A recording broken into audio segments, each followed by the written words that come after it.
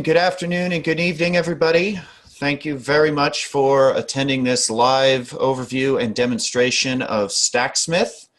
We're looking forward to showing you the tool today. My name is Matthew Small. I'm Head of Customer Success here, responsible for sales and delivery of the Stacksmith product. I look forward to working with you after this demonstration and onboarding your applications using the Stacksmith platform. We're going to get started today. I'll briefly cover the agenda and then we'll get into it. I'm going to start by introducing Bitnami, who Bitnami is, what types of products and services that we offer, what types of open source projects that we're involved in, as well as, of course, Stacksmith itself. We'll take a look at Stacksmith in greater depth, including use cases. We'll talk about replatforming for different cloud providers and container platforms. We'll discuss adopting the tool in your enterprise and meeting you where you are with your current tools and processes you have in place. And then we'll review the benefits. After that, we'll take a look at a live demo. We'll package a Java application for both AWS and containers and deploy it to both locations. We'll take a look at next steps, including an offer for a free white glove onboarding service from Bitnami. To start, I want to cover Bitnami's vision. Bitnami is actually quite an old company. We got our start packaging and software for desktop installers with Install Builder. We ended up in the cloud very early on, packaging applications and helping distribute those through the marketplace. If you go into any of the cloud provider marketplaces, chances are the first or second result you'll see when you search for something will say certified by Bitnami. We also supply software and automation in Stacksmith to help you package and maintain your applications. But our focus in all cases is to make it easy for you to package the components required for your application, deploy that as a unit, and maintain that continuously over time. Our application catalog product is something for large cloud providers. But you all can have a benefit of that by going into any of the cloud provider marketplaces, and you can search for anything from WordPress to an infrastructure component piece like RabbitMQ or MySQL, and you will find assets that say certified by Bitnami. What that means is that asset has been built from trusted sources. It's maintained with the latest system package updates, addressing any CVEs that may have affected packages within those images and components. And it's optimized for the cloud target. For example, if you deploy WordPress stack on AWS, it comes with the Amazon Poly plugin for text-to-speech. Stacksmith is the core Bitnami technology that we use to maintain that application catalog business. So this allows you to, as a software as a service, take Stacksmith as a platform and use it to package and maintain your own applications. Stacksmith generates and maintains the cloud-native application deployments, so it's not a special DSL or something new that you have to learn, but more of a platform that you integrate into your tool chain to provide cloud-native applications.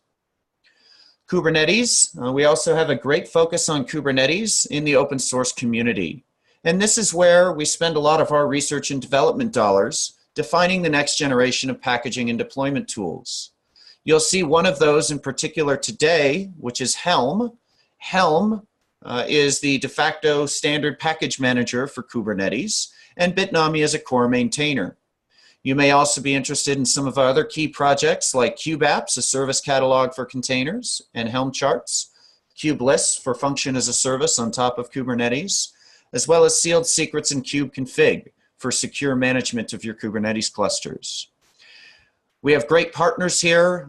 In one example is Microsoft recently contributing their Open Service Broker project into KubeApps for being able to maintain cloud-native assets, platform as a service assets with a Helm chart. Let's talk more about Stacksmith. Stacksmith provides continuous application packaging and maintenance from trusted sources. This general workflow is something that every enterprise has put in place one time through. You need to generate images and generate deployment templates in order to deploy to clouds. Stacksmith makes this process automated and provides a continuous maintenance and feedback loop to it, something that no enterprises are doing today. In one end of the equation goes your code and your scripts, your application code, a commercial off-the-shelf piece of software, enough script logic to get that application running on the OS, and Stacksmith packages that with the opinions coming from your security team. This is how we need to configure the OS to meet our security hardening standards. It packages that with the opinions from your enterprise IT organization. This is how we like to deploy this type of application in a target platform. And it creates a package comprised of the VMs and a deployment template, or the containers in a Helm chart, to deploy that natively in a cloud provider, their container services, or your own Docker or Kubernetes cluster. At the packaging step, we also introspect everything that's going into that, and we maintain that over time, looking upstream into public sources for system package updates or CVEs that may affect packages that are inside of your images. Also looking at your repositories, where your code or your security hardening scripts are coming from, in order to also trigger this continuous process and rebuild your image and immutable assets when those things change as well. If a new compiled code asset is submitted to your code repository, Stacksmith can detect that and can automatically package that into a deployable application package. If security changes the way that they harden the OS, Stacksmith can automatically repackage all of your existing containers or VMs in order to reconfigure the OS according to your security team's new standards. These are just examples of what you can do with Stacksmith. Really, it's about packaging everybody's opinions into one asset that you can version and maintain over time. So when anybody asks the question, what is running and how, you can look in the application package for the answer. There are some major Stacksmith use cases. The application delivery and maintenance framework is essentially what I just described, as enforcing everybody's opinions and policies and best practices on applications moving through this pipeline, and being able to continuously maintain this over time.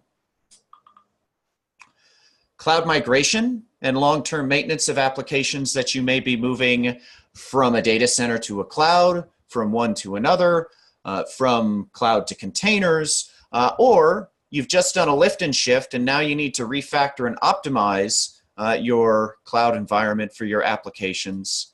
Stacksmith can help. We can move and improve those applications by using the best fit services at the native cloud provider or container service. We'll take a look at this use case in greater depth in just a moment. We can also fit into anything you have that's immutable.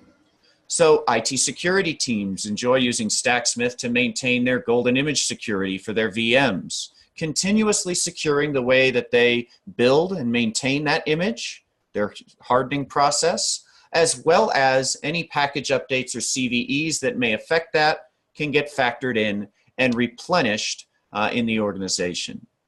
Whether you're using a partially immutable environment, just your golden image, whether you're factoring in build configuration management tools like Chef or Puppet, Ansible or Salt, you can maintain anything that's on the immutable side of that spectrum with Stacksmith. Enterprise Cloud Service Catalogs. The worst thing that can happen to your Enterprise Cloud Service Catalog is that you have stale and crusty assets in there that people are trying to use and deploy.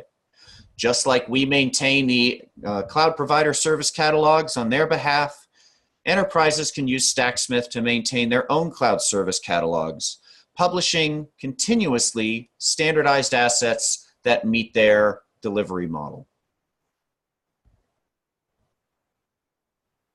Let's focus in on the cloud migration use case. When we talk about cloud migration, Stacksmith really focuses on the migration middle way, which is replatforming existing applications and modernizing the infrastructure around them. So this goes beyond your typical lift and shift or rehost.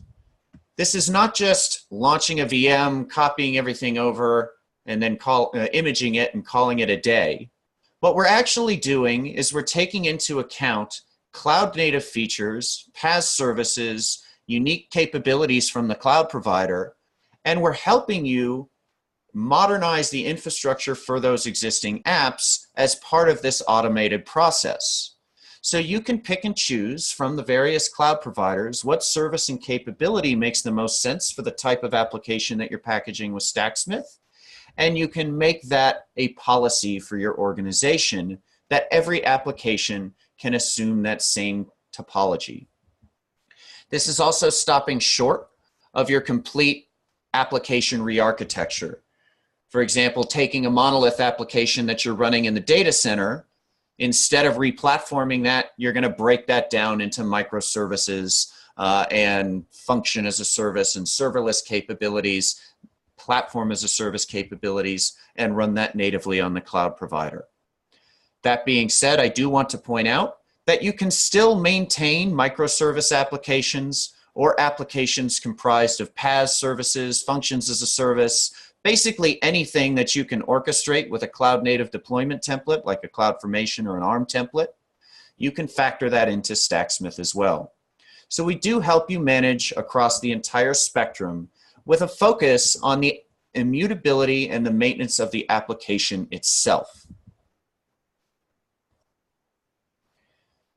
We're going to be demoing AWS today. I have the same type of approach here with Azure or container platforms.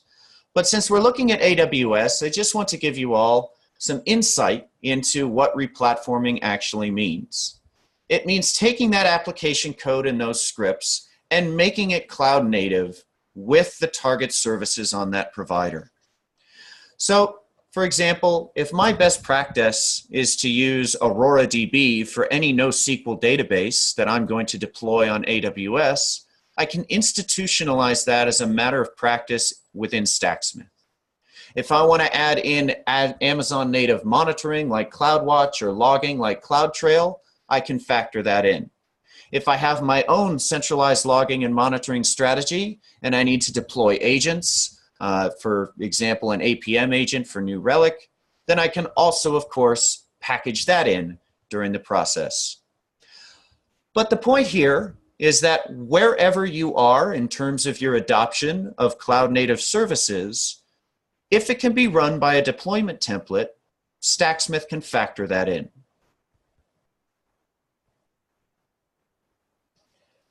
We also want to incorporate Stacksmith into your enterprise wherever you are in your DevOps maturity.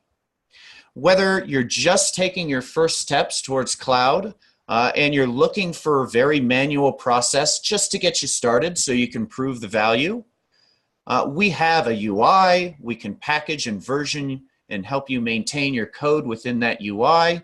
We can even provide a self-service experience for application owners to self-package and maintain their applications.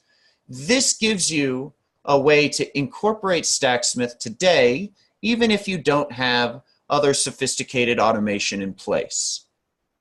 If you do have other automation in place, for example, you have continuous integration process that's supplying your code builds, Stacksmith can, of course, pull from that process, package assets that come from that process with your deployment process. So it really forms that handshake between developments automation and operations automation. That is the application package. So common integrations to Stacksmith in the enterprise would be a CI tool, Jenkins, VSTS, whatever that happens to be, a trusted artifact repository like an Artifactory.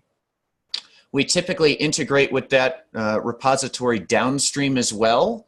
So we're not only building from trusted sources, but we're pushing the application package to a trusted source. So you can always be assured that what goes in to those repositories is built in a way that everybody can understand.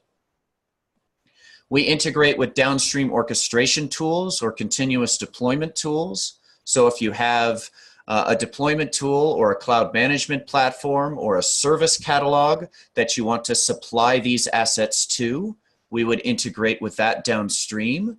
And your customers, your end users, would do those deployments through their tools of choice. And if you want to make this a completely continuous process, anytime something is updated, Stacksmith can automate this repackaging process, whether that update is coming from a public source or a private source. So why use Stacksmith?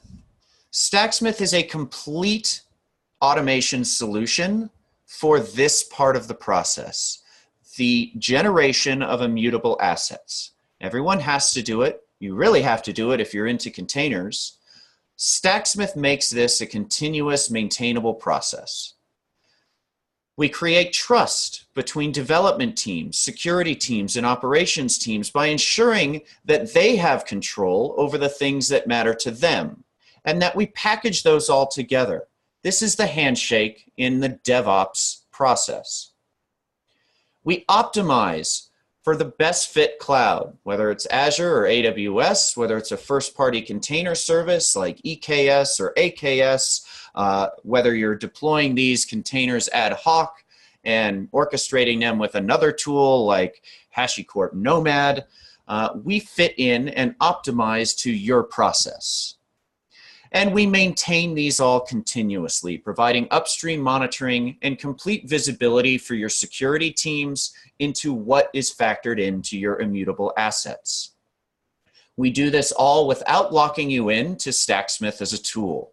There is nothing proprietary about the outputs that Stacksmith creates. And there's nothing proprietary about the inputs that you need to supply to Stacksmith.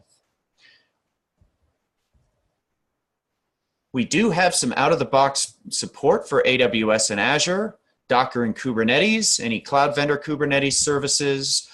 We support Linux operating systems. We do not currently support Windows OS. Applications, we have some reference architectures available for Java Tomcat, .NET Core, and Node.js. If you have anything else, you can also use our generic stack template to get started. We have, of course, a lot of examples that you can take a look at on GitHub with some sample applications you can use to understand how different application types are packaged with Stacksmith. Let's get into the demonstration. This is my Stacksmith UI. And what I'm showing you is the UI as I just log into the platform. I have the ability to select a different project. For example, this is where I might have different teams that are building assets delineated. This is how we separate shared the SaaS environment here for different tenants. And you can manage different tenants within your organization.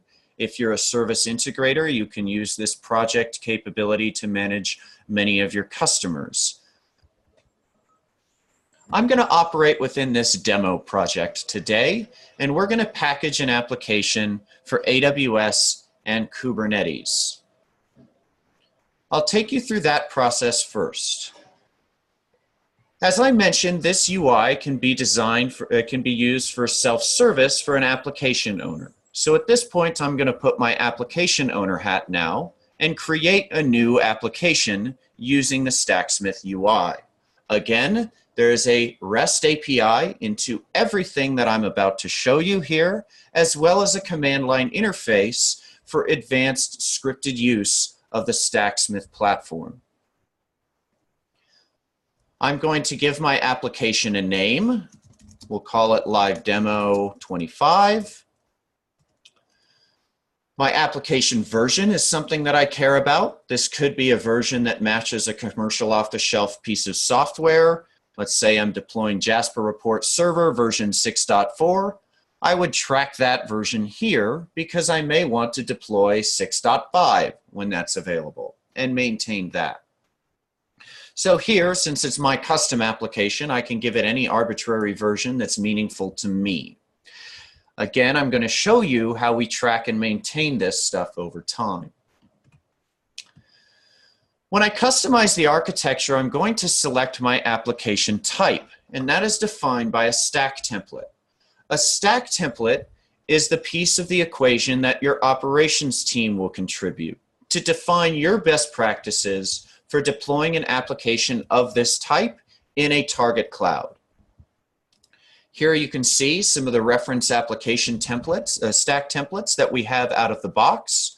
You can choose from these and run your own applications through the pipeline.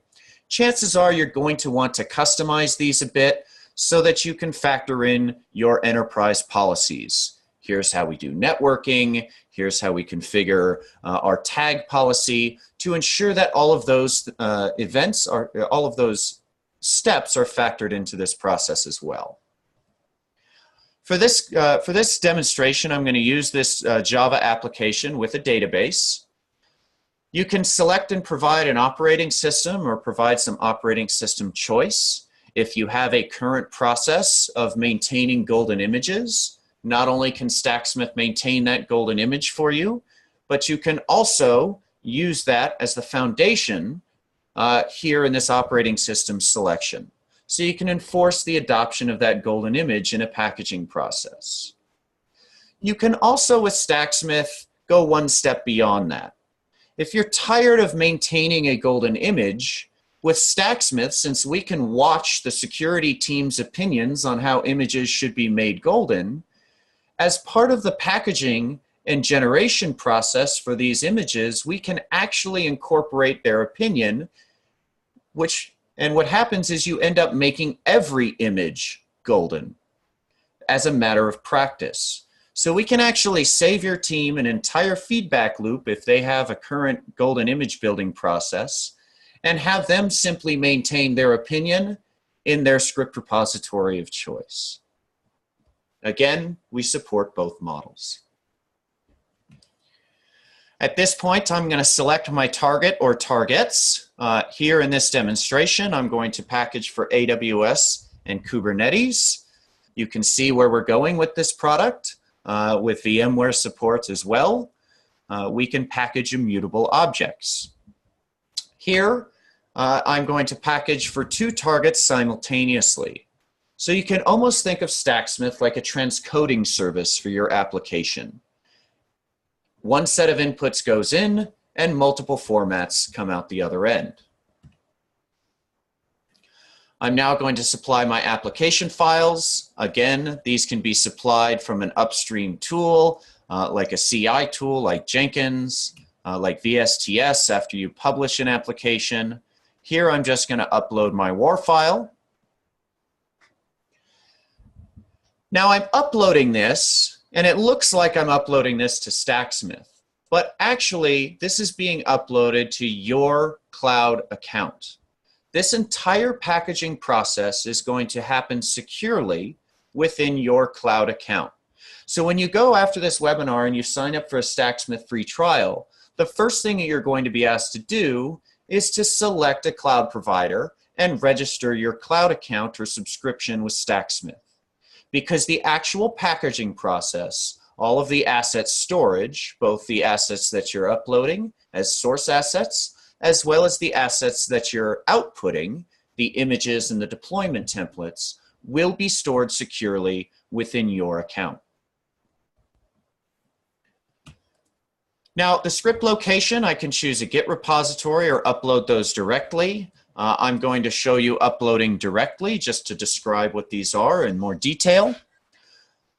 The build script would supply any additional application dependencies, any additional application packages that need to be factored in at build time to make this WAR file run. In my particular example, I don't have any, so I don't even need to supply one here. But this again is a way that the developers' opinions about what packages they require for their applications gets followed.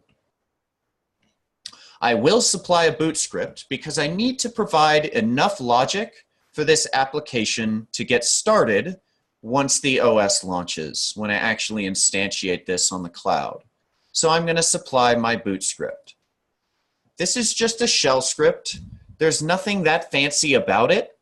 And if you have existing automation to configure these things, for example, you have some Ansible scripts or chef recipes or Puppet manifests that already do some of these things, we can also incorporate that automation into this process. At the end of this process, we're going to image it. So it doesn't actually matter to Stacksmith how we're automating the build and incorporation of your opinions and requirements. This is an incredible value of Stacksmith to meet you where you are with the tools and automation that you have in place. I'm going to go ahead and hit Create. This is going to kick off the packaging process, and as I mentioned, it's going to happen simultaneously. Here we're going to package for our Kubernetes environment, outputting Docker containers and a Helm chart. And in AWS, we're going to package outputting AMIs as well as a CloudFormation template to launch it.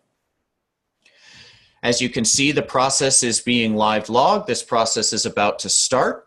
We're actually using the native container building services in the cloud that you register with Stacksmith. So in this case, since we're packaging in AWS, we're using the code build service to securely assemble this container from these trusted sources. And in AWS, we're actually orchestrating the launch of an instance, installing everything to that instance, terminating that instance, and cleaning everything up. So here again, we're using the best fit services for the cloud to accomplish this task. And we're making sure that this process doesn't leave behind any artifacts that you don't want. Of course, these logs are persisted, so you can go back in time and you can look at your previously packaged applications. Your security team can then see exactly what went into that application at packaging time. While these logs are ticking away while our application is packaging, let's go ahead and take a look at some of the day 2 operations with Stacksmith and maintaining an app. So here you can see I have quite a few applications that have been packaged. Here I've packaged this application prior to the demonstration, and I have my logs of a fully completed build here, of course. I also have my system package manifest of the 24 packages that went into the images here. And I can see exactly what version that went into these containers for this Kubernetes deployment. Of course, I can download and export this build spec. You can incorporate this and factor this into any other central tool or logging tool that you may want to account for this information in. Of course, all of this information can be found centrally here within Stacksmith. We're really tying everything together so you have one place to look. In AWS, I have the same inputs. I have some slightly different system packages because system packages are slightly different for AWS than they are for a container-based deployment. Again, you have to optimize for your target. Of course, those are also scanned and monitored upstream for any changes. Since this was packaged this morning, it was last scanned 3 hours ago, we're all still good. But let's look at an old application. This old packaged Java application has some updates available. It was last packaged last month. And since then, I have 6 updates available, fixing some security issues, as well as 15 updates available for my Amazon version. Again, different packages had to go in to factor in and optimize for the target. I can see exactly what packages are out of date here. And if I click this repackage button, Stacksmith will automatically factor in all of these package updates. Of course, you can make this a continuous process, and that every time something upstream is updated, it can automatically generate new VMs images and new container images with those latest updates. It's also important to consider that you don't always have to separate your continuous image generation process from your, you don't always have to combine your continuous image generation process with your deployment process. And indeed, if you're continuously generating and assembling secured images when updates are available, then you know exactly what you need to deploy if there's a major impacting issue, like a CVE that affects your images across the board. If you're not letting your images get stale, then you'll be able to quickly respond and not deal with a lot of update requirements when you really have to make some choices and get updates deployed as soon as possible.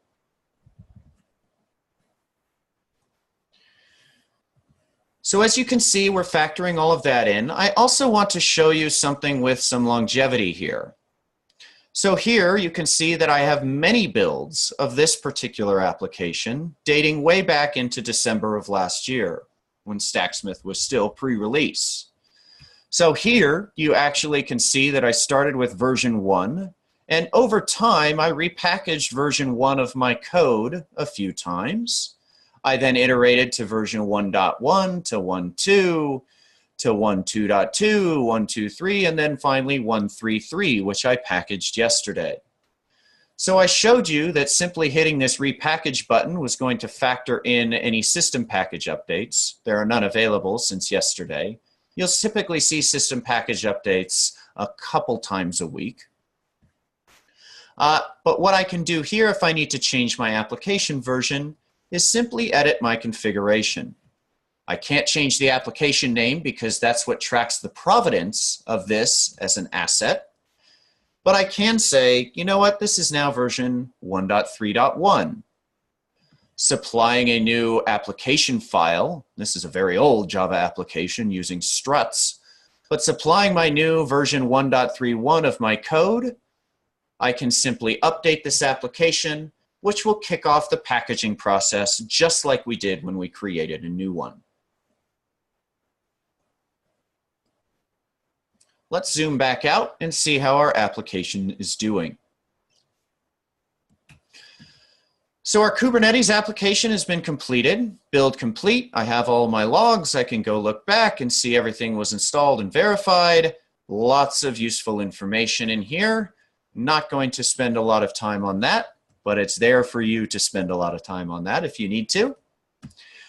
AWS is still in its process. It does look like the artifacts were created. We're generating the final bits, so that one should actually tick over to successful fairly soon as well. Yeah, there it goes, right there. Look at that. So we've now packaged our application for Kubernetes and AWS. I'm going to go ahead and deploy this on Kubernetes, and we'll start that process. So what I'm going to do is I'm going to download my Helm chart. Again, Helm is the analog in Kubernetes for like a CloudFormation template in AWS or an ARM template in Azure, which are other output types in Stacksmith. It's a de facto emerging standard. A lot of people use Helm. All of the major Kubernetes services support Helm. So I can take this Helm chart and I can deploy it to AKS in Azure, EKS in Amazon. I can also deploy it to my local Kubernetes environment using Minikube.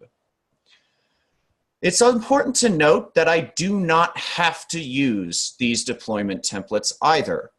If what's valuable to me out of Stacksmith is the images, then I can also use those images as part of an existing deployment process. If I'm not to the point of orchestrating applications, I can manually deploy an AMI or a Docker container.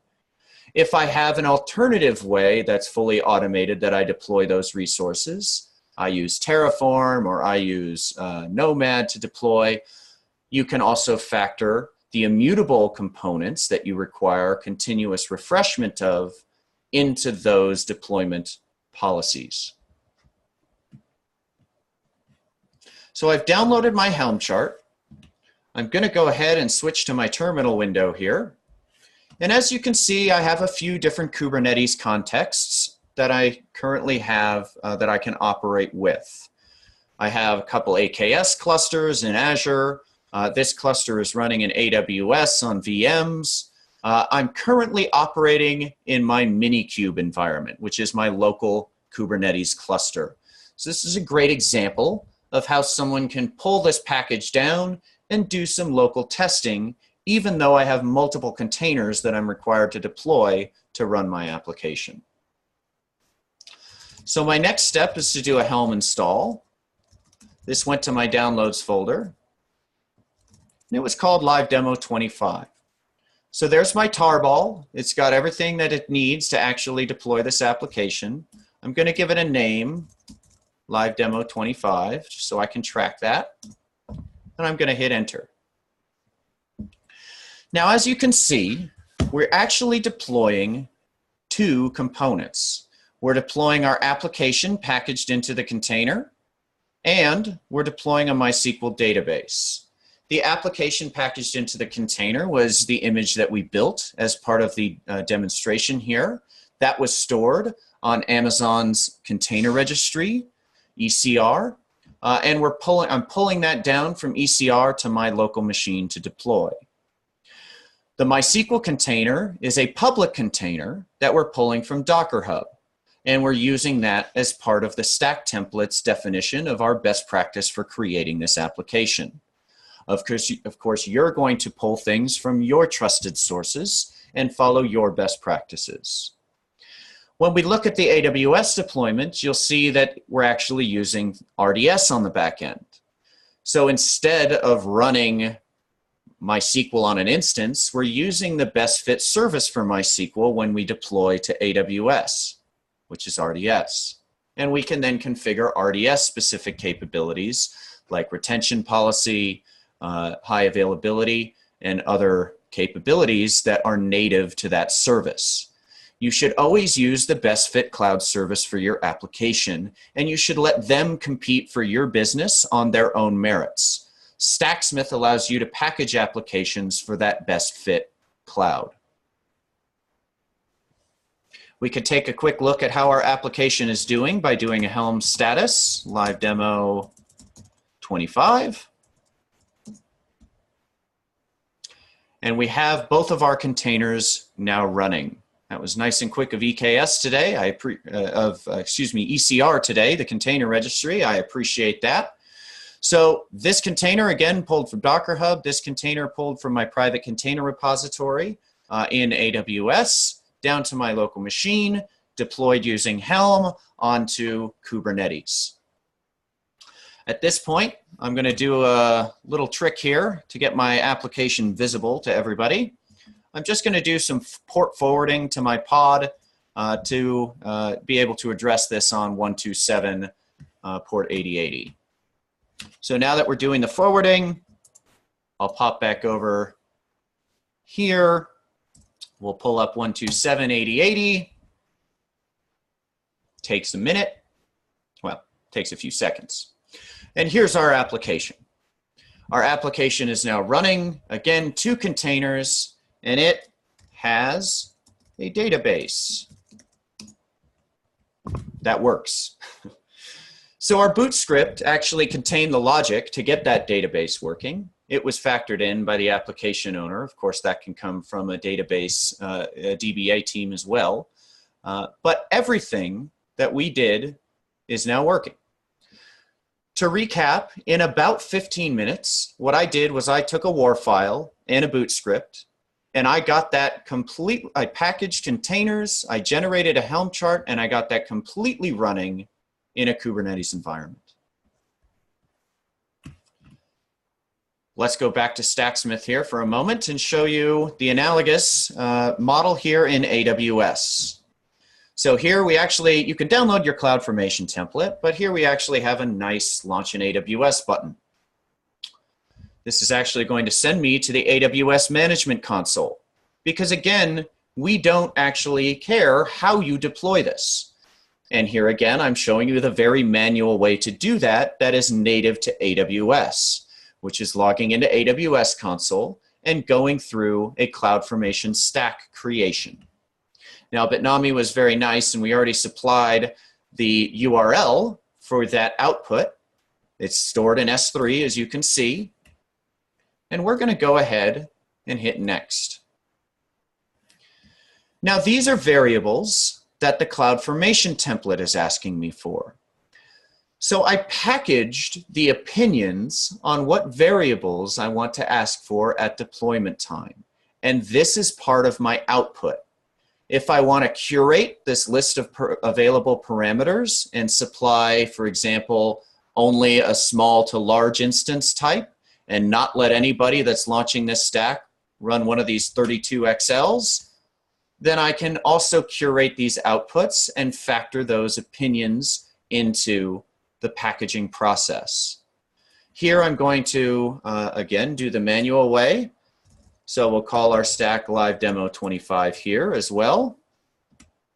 I'm going to select some small instance types so as not to break the bank. I can select my different root disk types, the sizing. The database root password is actually going to be used by that boot script and automatically configured. So I'll mash the keyboard for one here right now. I can supply the particular target instance type and allocated storage, an SSH key that I'm going to use the Stacksmith demo SSH key. And I'm also going to want to SSH into this, so I'm going to change this to 0.0.0.0, and I'm going to do the same thing for the application source so I can access this from the internet. I'm not going to mess with any of the tenancy settings, but I will point out that you can. This includes things like configuring RDS for things like backup retention, Windows, multi-AZ mode, and all of that. Again, using the best fit service. I can also add my existing VPC parameters here. Of course, I can hard code these into the stack template so as not to have to make my deployment user actually have to think about this. If I leave all of these blank, the default stack template that I'm using will actually create me a new VPC and all of the security groups and subnets that I actually need to run this app. So I'm just going to let Stacksmith do that, or this CloudFormation that Stacksmith created do that. We hit next. If we want to set up any CloudWatch alarms, this is where we do that. I'm not going to. And I'm going to go ahead and confirm my choices and hit create. You always have to refresh this page after you create something. But here we have our create in progress. Now, since this launch takes about 20 minutes, RDS takes a little while, I'm going to show you one that I launched just this morning before this demonstration. So this pre-launch demo 25. Here you can see the create is complete. I can look at the events to see everything that Stacksmith set up.